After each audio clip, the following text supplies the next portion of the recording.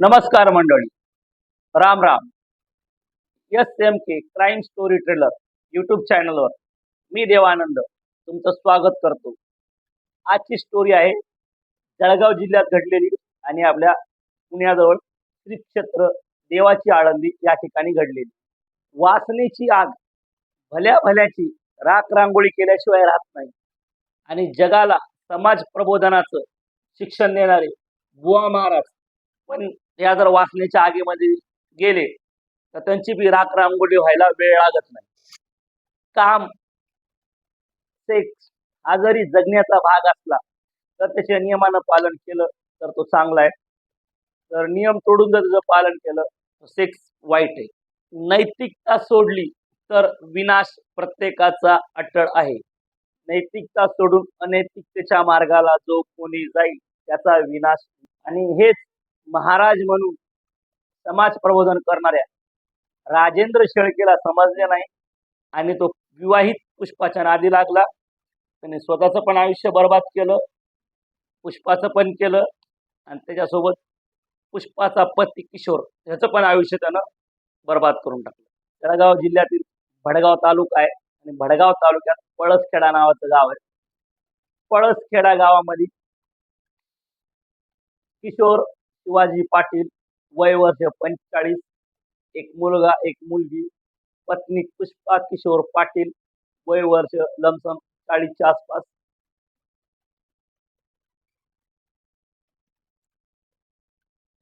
किशोर शिवाजी पाटीलच्या मुलीला कीर्तनाची आवड होती म्हणून कीर्तन शिकण्यासाठी आळंदीमध्ये बऱ्याच संस्था आहेत. त्यातल्या एका संस्थेमध्ये मुलगी कीर्तन शिकण्यासाठी होती. त्या संस्थेचे संस्थापक अथवा कोणी महाराज शिक्षण देणारे असतील त्यांचं नाव रवींद्र शेळके. मैत्रीचं रूपांतर प्रेमात झालं. प्रेमात रूपांतर झालं. प्रेमाला त्यांच्या एवढा बहार आला की बार ते पोपावलं आणि त्यांनी सगळ्या सीमा पार केल्या अशी माहिती माध्यमामध्ये उपलब्ध आहे की त्यांच्या दोघांच्या आतमध्ये कुठल्याही प्रकारच्या सीमा राहिल्या नाही. पत्नी पुष्पाची राजेंद्र महाराज शेळकेशी ओळख असल्याचं तिच्या पतीला माहीत झालं, म्हणजे किशोरला माहीत झालं.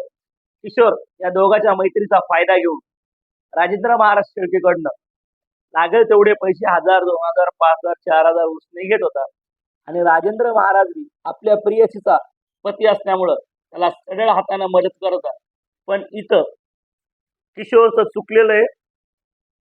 आपली जर घरातील बाई कोणासंग जास्त बोलत असेल, उठणं बसणं असेल तर ते घरातील माणसाला माहीत पाहिजे काय बोलणं चाललंय काय नाही. जे काही बोलणं चाललंय ते समोरासमोर व्हायला पाहिजे. आणि बाहेरच्या माणसाकडनं जो माणूस आपल्या स्त्रीच्या जवळ येण्याचा अथवा लगट करायचा प्रयत्न करतो त्या माणसासोबत कसले पण व्यवहार करणं चुकीचं आहे. 1 रुपयाचा पण व्यवहार कोणाशी करायचा नाही, तरच तो माणूस पती धर्म निभावू शकतो. नाहीतर त्या माणसाला पती म्हणून घेण्याचा अथवा नवरा म्हणून घेण्याचा कसलाही अधिकार नाही. जो पत्नीच्या ओळखीवर तिराईत माणसाकडून जर पैसे उधार घेतो आणि तो पैसे खर्चून कर्ज करून दारू पिऊन बिड्या पिऊन मटका खाऊन गांजा काही व्यसनामध्ये घालतो तो माणूस खायला काळ आणि भुईला भार आहे. माणसाच्या नावावर कलंक आहे. पण जो कोणी त्यांनी सुधारण्याचा प्रयत्न करा. तुमचा पण कार्यक्रम किशोर सारखा कुठं ना कुठं दिलेला आहे. आपली पत्नी कोणासोबत जास्त बोलते का, बोलत असेल तर चांगले मैत्री संबंध असेल तर ठीक आहे. त्यांचं जास्त लगट असेल तर सुधारवण्याचा प्रयत्न करा. समोरच्या माणसाशी बोलणं टाळा, व्यवहार बंद करा, कुठल्याही प्रकारचे व्यवहार ठेवू नका. नाहीतर तुमचा कार्यक्रम लिहून ठेवलाय की तुमचा कार्यक्रम इथं होणार. अशाच प्रकारे पुढं राजेंद्रचा कार्यक्रम झाला. राजेंद्र किशोर महाराजाकडनं पैसे घेत होता. किशोर राजेंद्र महाराजाकडनं पैसे घेत होता आणि राजेंद्र महाराज पण किशोरला पैसे देत होते. त्यात काही वाद नाही. का राजेंद्र महाराजाला त्याची पत्नी भोगायला मिळते म्हणल्यानंतर तो पैसे देणारच ना. शरीर सुखाच्या पलीकडं ह्या जगामध्ये काही तुच्छ लोकांच्या माइंडमध्ये कुठलंही सुख नाही. पण जे सुख अध्यात्मात आहे ते शरीर सुखाच्या पलीकडचं सुख आहे. पण ते भंगार लोकांना कळत नाही. खळकलाच म्हणजे महाराजा नावावर राजेंद्र कलंक होता ना. त्यांनी अख्ख्या आळंदीचं नाव खराब केलं. अख्ख्या आळंदीचं आळंदीत माऊली तीर्थक्षेत्र ज्ञानेश्वर माऊली यांच्या वास्तव्यास राहणाऱ्या माणसाने असं गच्चाळ काम करायला नाही पाहिजे. कारण की वारकरी संप्रदायाचं शिक्षण देणारे गुरुतुल्य गुरु आदरणीय असतात आणि जो कोणी ज्याच्याकडे शिक्षण घेतो त्यांची चरणधुलिका आपल्या माथ्याला लावूनच रोज त्याचं दिवसाची सुरुवात करतो. पण राजेंद्र महाराज महाराज म्हणण्याच्या गुरु म्हणण्याच्या नावावरती कलंक होता. तर आपण त्याला इथून पुढं राजेंद्र म्हणू, त्याला महाराज बिराज म्हणायची काही गरज नाही. राजेंद्र किशोर पुष्पा. तर राजेंद्र किशोरला पैसे उसने देत होता. किशोर जेवढे मागायचे तेवढे 1000, 4000, 5000 आणि मनसोक्त त्याच्या पत्नीला उपभोगत होता. म्हणजे गुलछर्रे ओढत होता, रंगरलिया म्हणत होता, सेक्स करत होता, अजून XYZ जे काही त्याला करायचे ते करत होता. राजेंद्रला काही अडचण नव्हती. पती पती हा कर्ज असल्यामुळं पतीचा धाक पुष्पाला राहिलेला नव्हता. त्याने तिला किशोरला पैसे द्यायचे राजेंद्रनी आणि पुष्पानी राजेंद्रच्या मिठीमध्ये येऊन शरीर सुखाचा आनंद घ्यायचा. हा कार्यक्रम नित्यनेमात झाला. राजेंद्र बी पुष्पाला फोन करून त्याला जेव्हा शरीर सुखाची गरज पडली जळगाववरून बोलून घ्यायचा आळंदीला. ते मोज मजा करायची, परत पुष्पा गावी जायची. म्हणजे नित्यनेमाचा कार्यक्रम चालू राहिला, त्यांचा चालूच होता. असं करत करत राजेंद्र महाराजाकडनं अजून गावातल्या कुठल्या लोकांकडं अजून कुठल्या लोकांकडं किशोर कर्जनं पैसे घ्यायचा. ते परत न करण्यामुळं लोक घरापर्यंत यायचे आणि लोक घरापर्यंत आलेले हे पत्नी पुष्पाला अजिबात आवडत नव्हतं. मग पत्नी किशोर सोबत वाद घालायची आणि ह्या वादाला पुष्पा वैतागली होती की तो कर्ज करायचा, लोक मागणारे घरापर्यंत यायचे, त्याचं उत्तर पुष्पाला द्यावं लागायचं. या सगळ्या त्रासाला पुष्पा कंटाळून गेली होती आणि दोघातल्या वादाचं रूपांतर कधी कधी उग्र भांडणात व्हायचं, घरात हाणमारी व्हायची. या सगळ्याला पुष्पानं म्हणजे एकदम तिला तिटकारा आला होता किशोरचा. ती या सगळ्या गोष्टी रवींद्रला सांगायची. रवींद्रला पण बरं वाटायचं. रवींद्रला किशोर मधला पुष्पा मधला वाद हा मिटू द्यायचा नव्हता, हा वाद वाढवायचा होता. हा वाद जर वाढला तर रवींद्रला फायदा होता, हा वाद जर वाढला तर राजेंद्रला फायदा होता.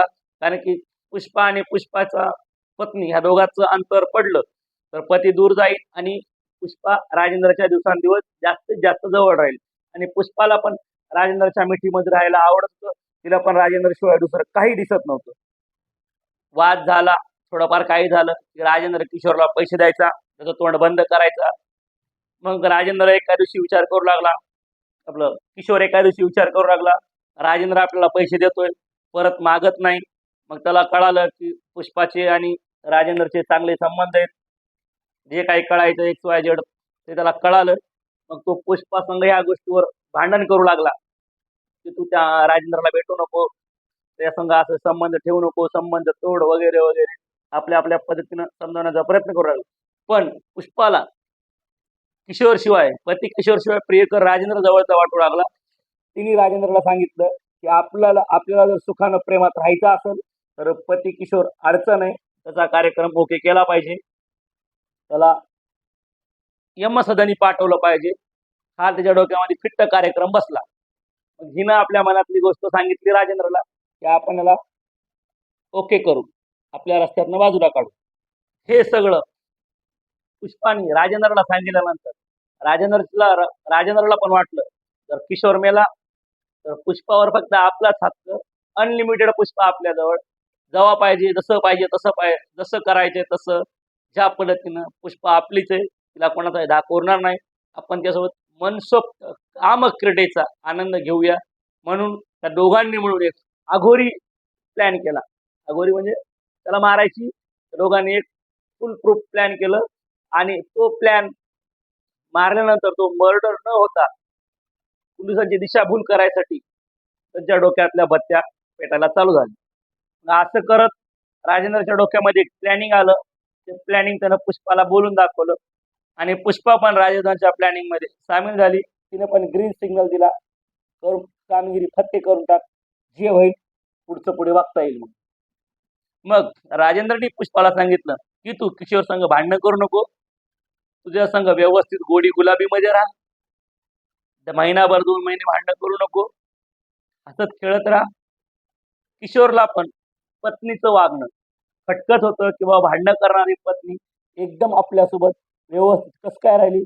पण किशोरला वाटलं आपली आपली पत्नी सुधारली असावी, पण हा किशोरचा सरासर गलत फॅमिली होती. म्हणजे त्याच्यासोबत धोका होणार होता हे किशोरला माहीत नव्हतं. पत्नी त्याला प्रेमाच्या मोहजाळामध्ये अडकवत होती. पतीच पत्नीच पतीला प्रेमाच्या मोहजाळामध्ये अडकवत होती. तुम्ही म्हणता पत्नी आपल्या पतीला कसं अडकणार, पण पत्नी अगोदर पतीपासून तुटून राजेंद्र जवळ गेली. पण राजेंद्राने त्यांनी प्लॅनिंग केलं. त्यांनी पुष्पा किशोरशी व्यवस्थित वागायला लागली, कारण की त्यांच्या वागण्यावर किशोरला संशय आलेला होता. किशोरला असं काही वाटू नये पत्नी असं का वागायली, त्याचा कार्यक्रम करायचा होता, म्हणून पत्नी त्यासोबत व्यवस्थित वागत होती. लक्षात ठेवा मित्रांनो, आपलेच माणसं जर आपल्या जीवावर उठले ना, आपला कार्यक्रम व्हायला वेळ लागत नाही. बरं, जेवढा बाहेरचा माणूस आपल्याला नुकसान करू शकत नाही, तेवढा घरातला माणूस आपल्याला नुकसान करतो. मग तो पत्नी असो, या भागामध्ये जसं पत्नी पत्नीला नुकसान करायचा प्लॅनिंग करते, भावकी असो, आपले माणसं ओळखायला शिका. आई वडील आणि सख्खा बहीण, सख्खा भाऊ हे पण आई वडील सोडले तर आपलं कोणी नाही. सख्खी बहीण असो, सख्खा भाऊ असो, असे आहेत 4-2 लोक समाजामध्ये. मी प्रत्येकाला म्हणत नाही, परत ते म्हणतात तू असं कसं काय बोलू शकतो की सख्खा बहीण आणि सख्खा भाऊ आमच्या जीवावर उठतील. 4-2 लोक आहेत गच्चाळ क्वालिटीचे भंगार, गल्लीनालीचे किडे. त्यांना नातं भीतं काही कळत नाही. मायबापाशिवाय या जगात कोणी कोणाचं नसतंय.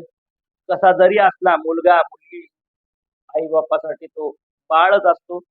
आई बापासारखी सहनशीलता कोणामध्ये नसते आणि कोणी ती करू शकत नाही. आपला विषय थोडा चेंज झाला, त्याबद्दल सॉरी. पण परत तिथंच पत्नी किशोर सोबत व्यवस्थित वागायला लागली. ती किशोर सोबत राजेंद्रांना दिलेल्या कानमंत्रासारखं वाद घालून गेली, काही नाही, सुमधुर वागायला लागली. किशोरला पण वाटू लागलं बाबा आपली बायको आपल्या संग चांगली वागते. मग असं वागत वागत एक दिवस तिनं योग्य संधीचा फायदा घेतला आणि ती किशोरला म्हणाली, तुम्ही काही काळजी करू नका, मी राजेंद्र महाराजांशी बोलले, राजेंद्रशी बोलले आणि ते आपल्याला एक चांगली मोठी धनराशी देणार आहेत. तुम्ही ते पैसे घ्या आणि तुमचं जे काही कर्ज आहे ते फेडून टाका, आपण सुखात जीवन जगूया. हे बोलणं ऐकून किशोरला पण बरं वाटलं. राजेंद्र आपल्याला पैसे देतोय आणि राजेंद्रकडे पैसे असायची काही कमीच नाही, कारण की आळंदीसारख्या ठिकाणी तो संस्था चालवायचा, त्याच्याकडे मोकार पैसा होता. आता संस्था म्हणल्यानंतर बऱ्यापैकी माझ्या माहितीप्रमाणे जर जे दानशूर लोक आहेत, बऱ्यापैकी कुठल्या ना कुठल्या संस्थेला आपल्या आपल्या पद्धतीनं इच्छा असेल तर दान देतात, अथवा जे मुलं शिकतात त्यांची पण काहीतरी बऱ्यापैकी फीस कुठं ना कुठं तरी घेत असतात, कारण की फ्रीमध्ये कोणी शिकवत नाही. आणि असतील पण 4-2 संस्था, तर त्यांच्याबद्दल मला काही माहिती नाही, शिकवत पण असतील फ्रीमध्ये. म्हणजे माध्यमातून उपलब्ध झालं, राजेंद्र पैशावाला होता तेव्हा तो याच्यावर एवढा पैसा उधळत उधळत असेल ना. मग राजेंद्रनी पुष्पाने सांगितलं की आपल्याला राजेंद्र महाराज पैसे देणार आहेत, मग तुम्ही काही काळजी करू नका, सगळं कर्जाचा डोंगर नील करा, आपण सुखास समाधानानं संसार करू. किशोरला पण ते बरं वाटलं. किशोरनं पण पुष्पाच्या बोलण्यावर विश्वास ठेवला, पण किशोरला माहित नव्हतं की पैशाच्या नावाखाली त्याच्याकडं मरण धावत येतंय म्हणून. दिवसांदिवस मरण त्याच्या जवळ जवळ येतंय, पण तो त्या गोष्टीत गाफील होता. त्यानं बायकोवर विश्वास ठेवला. एक दिवस काय झालं, जसं की राजेंद्रचं आणि पुष्पाचं प्लॅनिंग झालं त्याप्रमाणे ठरल्याप्रमाणे 31 मार्च 2024 रोजी राजेंद्र गंगाधर शेळके त्याच्या ताफ्यामधली मारुती मारुती सियाज MH120010 ही गाडी घेऊन गेला पुष्पाच्या गावी, जळगाव जिल्ह्यातील. ही गाडी घेऊन राजेंद्र गेला पुष्पाच्या गावी, जळगाव जिल्ह्यातील पळसखेडा गावी गेला. तो घरी आल्यानंतर काही त्याचा आधार तितके झाला असेल, ज्याप्रमाणे व्हायचं त्याप्रमाणे. मग पुष्पाने राजेंद्रला म्हणली, तू महाराजासोबत जा आणि पैसे घेऊन ये, महाराज आपल्याला पैसे देणार आहेत. तोपर्यंत पण किशोरला काही कल्पना नव्हती, अथवा किशोरला ना राजेंद्रवर संशय आला ना पुष्पावर संशय आला. किशोर राजेंद्रच्या गाडीमध्ये बसून राजेंद्र सोबत पैसे घेण्यासाठी निघाला. किशोरला पण वाटलं जर महाराजांना पैसे दिले तर आपण त्यांचे पैसे थोडे थोडे करून फेडूया, लोकांचा मागायचा तगादा कमी होईल, डोक्याचं टेन्शन कमी होईल, सुखाचा संसार होईल, असे विचार किशोरच्या मनामध्ये. किशोरच्या मनात काय फालतू विचार नाही. आणि माध्यमामध्ये पण काही कुठं दिसलं नाही की किशोरला कुठलं व्यसन होतं, दारूचं बिरूचं काय असं कुठलाही काय आलं नाही. तर पण कर्ज झालं असं कशामुळे झालं, काय झालं, कुठलं तरी व्यसनाशिवाय कर्ज होत नाही, अथवा तो कुठलाही कामधंदा करत नसेल म्हणून कर्ज झालं असं. कर्ज व्हायला काही एक कारण नसतो, पण कर्ज झालं. महाराज पैसे देणार होते म्हणून तो त्यांच्या गाडीत बसून निघाला. पण गाडीत बसल्यापर्यंत पण त्याला माहित नव्हतं की आपण गाडीत नाही, आपण यमाच्या रेड्यावर बसलोय. यमाचे दूत आपल्याला न्यायला आले राजेंद्रच्या रूपामध्ये. हा एक यमदूत आहे आणि आपला कार्यक्रम अवघ्या काही तासात मिनिटात हा करणार आहे. 31 मार्चच्या मध्यरात्री पुष्पाला मिळवण्याच्या नादाचं म्हणजे पुष्पाला मिळवण्याच्या नादात सपाटलेल्या भूताप्रमाणे, अंगात सैतान शिरल्याप्रमाणे राजेंद्रच्या डोक्यामध्ये कुविचार चालू होते. गाडी सुसाट भरधाव वेगानं रस्त्याला चालू होती. तेवढ्यात राजेंद्रनी चालत्या गाडीतून किशोर शिवाजी पाटीलला धक्का दिला आणि गाडी त्याच्या अंगावरून घातली. जागीच किशोरचा मृत्यू झाला. ऍक्सिडेंट मर्डर करून तो ऍक्सिडेंट दाखवायचा प्लॅन इथपर्यंत तर राजेंद्रचा सक्सेसफुल झालेला होता. अंगावरून गाडी घातली, कार्यक्रम ओके झाला. किशोरचा गाडीतून खाली फेकल्या किशोर गडबडला, काय करावं त्याला कळत नाही, आता काहीतरी अघटित होणार आहे असा त्याने विचार करून पण काही फायदा होणार. त्याच्या विचार जोपर्यंत त्याचा मेंदू कार्य करत नाही, काय करावं त्या कंडिशनला, तोपर्यंत राजेंद्र त्याच्या अंगावर गाडी घालून त्याला खतम केलेलं होतं. पुढं राजेंद्र निघून गेला आळंदीला आपल्या आपल्या ठिकाणी. संध्याकाळी मध्यरात्री 2 तरुणांना बघितलं की रस्त्यावर एक मनुष्य पडला, डेड बॉडी. राजेंद्र पळून गेला आळंदीला. दरम्यान जळगावमध्ये पळसखेडा ते तरोडा या दोन्ही गावाच्या मध्ये 2 इसम गाडीवर जात होते. त्यांनी डेड बॉडी बघितली आणि पोलिसांना फोन केला की पळसगाव ते तरोडा ह्या दोन्हीच्या मध्ये हायवे ठिकाणी एक मृत व्यक्ती पडलेला आहे. गोष्टीचं गांभीर्य लक्षात घेऊन पोलीस पथक तातडीने हजर झालं. बॉडी त्यांनी PM ला पाठवली आणि पंचनामा करून घेतला ठिकाणचा. बॉडी पोस्टमॉर्टमला पाठवायच्या आधी त्यांनी बॉडीचे काही फोटो काढले असतात. त्याच्यावरून आजूबाजूच्या लोकांकडून त्यांना कळालं की मयत व्यक्ती किशोर शिवाजी पाटील आहे म्हणून. पोलिसांना सुरुवातीला पोलिसांची पण दिशाभूल झाली, कारण की ह्या मृत्यूची नोंद अकस्मात मृत्यू म्हणून करण्यात आली होती. पण मयत किशोर शिवाजी पाटील ह्याचा मृत्यू अनुभवी नजरेनं बघणारे पोलीस अधिकारी, पोलीस निरीक्षक पांडुरंग पवार यांच्या अनुभवी नजरेनं ते हेरलं. त्यांनी बारकाईनं पाहणी केल्यानंतर की हा मृत्यू ना अकस्मात आहे ना ऍक्सिडेंट आहे, हा काहीतरी घातपात करून मृत्यू झाल्याचं त्यांच्या अनुभवी नजरेला वाटलं. पोलीस निरीक्षक पांडुरंग पवार साहेबांच्या नजरेला असं वाटलं की हा ऍक्सिडेंट नाहीये, हा घातपाती मृत्यू आहे. मृत किशोरचे वडील शिवाजी पाटील यांची सखोल चौकशी केली पोलिसांनी की बाबा काय झालं, कसे काय वाद, कोणाचा दुश्मनी वगैरे काय. त्यांनी सांगितलं बाबा त्याच्यावर कर्ज बिर्ज होतं आणि त्याच्या पत्नीचे सतत वाद असायचे आणि त्याची पत्नी त्या संग सतत भांडत होती. घरात कुठल्याही प्रकारची शांती बिंती नव्हती आणि घरात शांती नव्हती काय नाही. पण त्यांच्या घरी आळंदीचे राजेंद्र गंगाधर शेळके महाराज नेहमी येणं जाणं असायचं असं सांगितलं किशोरच्या वडिलांनी, शिवाजी पाटीलनी पोलिसांना. त्याच्यावरून माहितीनुसार भडगाव पोलीस स्टेशन शाखा क्रमांक 5 इथं गुन्हा रजिस्टर झाला. गुन्हा रजिस्टर नंबर 104/24 भदवी कलम 302 अन्वय्य कलम 302 कलम 34 कलम 201 अन्वय्य गुन्हा दाखल झाला आणि वरिष्ठाच्या मार्गदर्शनाखाली पोलीस पथक पुढचा तपास करत होते. खुनाचा गुन्हा दाखल झाल्यानंतर संशयास पहिले पत्नीवर आला. पत्नीला उचललं. लेडीज पोलीस असतील ती काय सुरुवातीला खरं बोलत नव्हती. 2-4 पोलिसांचे रट्टे पडल्यानंतर एकदम निबरखट हाताने पुष्पाला महाराजाच्या कुशीमध्ये आलिंगन देऊन मजा करायची सवय होती. पण कॉन्स्टेबलचे 4-5 फटके पडल्यानंतर पुष्पाची सगळी मस्ती उतरली. पुष्पानं सांगितलं.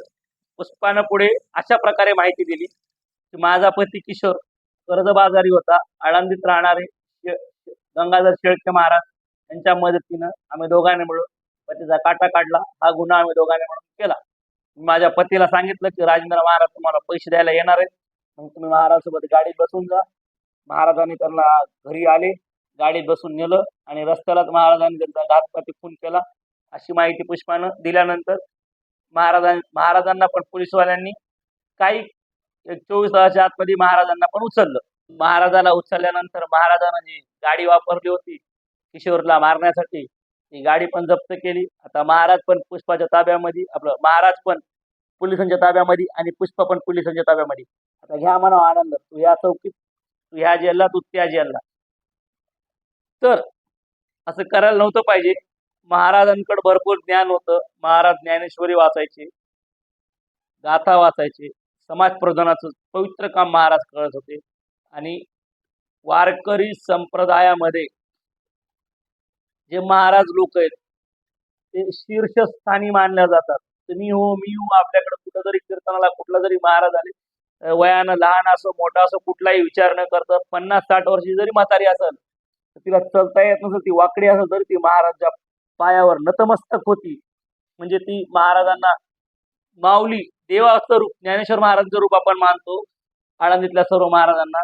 पण असे काहीतरी 1-2 कलंकित नीच पापी लोक आहेत, एकामुळे सगळ्यांचं नाव खराब होतं. पण समाजामध्ये चांगले पण लोक आहेत. पुष्पा पण चुकीचं वागली, महाराज पण चुकीचं वागला आणि त्यातल्या त्यात सगळ्यात चुकीचं वागला किशोर. म्हणून किशोरची अवस्था झाली. किशोरनं जर महाराजांकडनं पैसे घेतले नसते, आपल्या पत्नीला राखात ठेवलं असतं, मुलीच्या शिक्षणाचं सगळ्या गोष्टी त्यांनी बघितल्या असत्या, पुष्पा वाईट मार्गाला गेली नसती आणि किशोरचा घातपाती मृत्यू झाला नसता. म्हणून माझं प्रत्येकाला सांगणे मित्रांनो, कळकळीची विनंती आहे, 4 रुपये कमवा, 2 रुपये कमवा, 1 रुपये कमवा, पण कमवा. कर्जबाजारी होऊ नका. पैशाला किंमत आहे, माणसाला किंमत नाही. लग्नाची जरी बायको असेल तर तिला पण पैसा लागतो. पैशाशिवाय काही फुकट भेटत नाही. आज आपल्याला जो श्वास फुकट भेटतो त्याची किंमत जर तुम्हाला पाहिजे असेल तर तुम्ही दवाखान्यात ICU मध्ये ऍडमिट व्हा आणि तुम्हाला ऑक्सिजन लावायची वेळ येऊ द्या. तुम्हाला श्वास घेण्यासाठी पण प्रत्येक श्वासासाठी तुम्हाला पैसे मोजावे लागतील. काही काम करा, नाल्या काढा, गटार काढा, संडास धुवा, काही काम करा, पण काम करा, पैसा कमवा आणि घरात ज्या गोष्टी लागतात पूर्ण फुलाची पाकळी आणा. दोघं जण सुखाचा संसार करा. आपली पत्नी किती कमवते त्याच्याकडे पण लक्ष ठेवा. ती जर 1000 रुपये कमवत असेल तर महिन्याकाठी त्याच्याकडे 4000 कसे आले या गोष्टी तुम्ही चौकशी करा. व्यसन करू नका. सावधान राहा आणि सतर्क राहा. तुमच्यासारख्या एखाद्याचा जीव जाणं हे आपल्या समाजाला परवडणार नाही आणि आपली पत्नी कोणासंग व्यभिचार करणं हे पण आपल्याला पटणार नाही. त्यामुळं तुमची स्वतःची काळजी घ्या, पत्नीची काळजी घ्या आणि लेकरा बाळांची काळजी घ्या. मी तुम्हाला भेटतो